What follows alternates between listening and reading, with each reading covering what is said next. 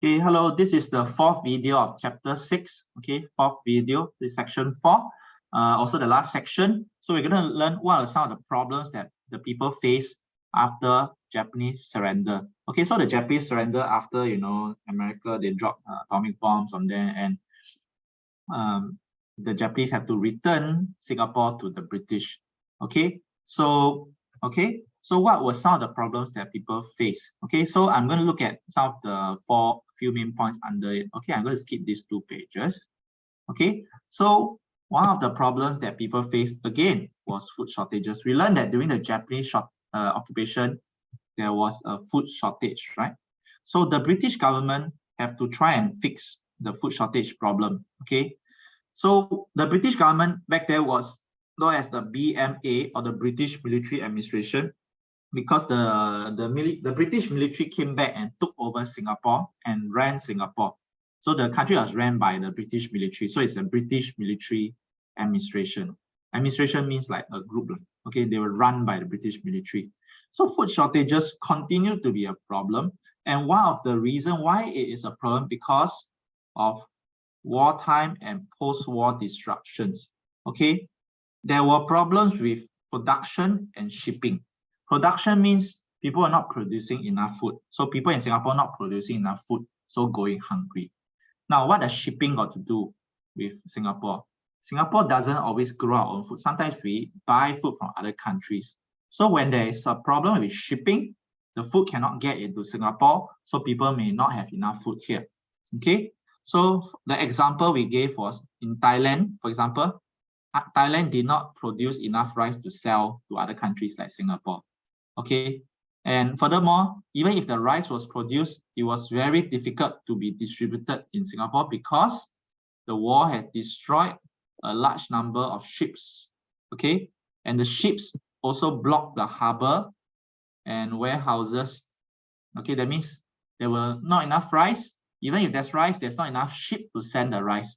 Okay, even if there's ship, there's not even a proper harbor to receive the ships. Okay, so it's a lot of problems on the food. Okay, so the BMA only had to deal with it by starting to clear the harbor, okay, so that the ships can enter the port again.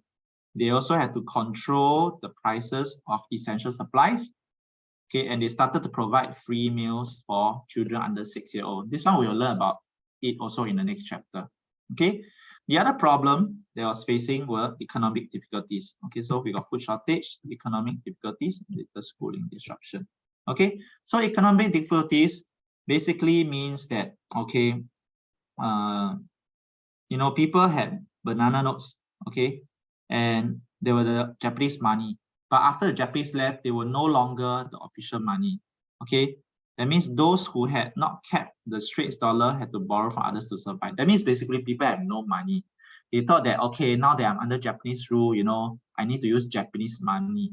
But after I convert all my money to Japanese money and the Japanese left, I suddenly realized I cannot use the Japanese money anymore, and they are worthless basically.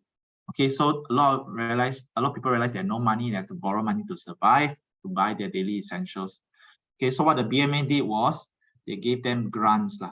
Grants was like financial assistance, you can think of it that way. Okay.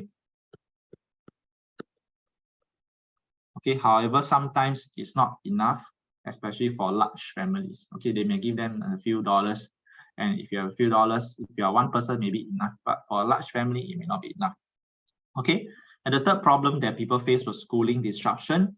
So during the Japanese occupation, we learned that, okay, they wanted to teach people Japanese and all these things. All right, but during the war, many their schooling were disrupted. Okay, one moment I was trying to have a proper education, then the Japanese come and suddenly asked me to study Japanese. So it affected my studies a little bit.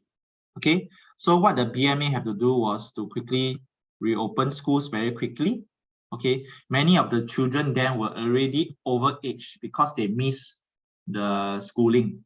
Okay, and during the Japanese occupation, they also had little education. Okay, so they need to reopen schools. They have to provide grants. They have to waive school fees. That means make sure that people can study without even have to pay for school fees, especially for those from the needy families. Okay, So not too bad. By 1946, 62,000 students were able to enroll in some sort of school. Okay, so that is the three main problems that people face: food, your economy, whether you have money, and whether you can go to school. Okay, so that's all for this section and also for this chapter. In the next video, we will start on a new chapter, which is how did the people respond after the British came back. All right, so we'll see you in the next video.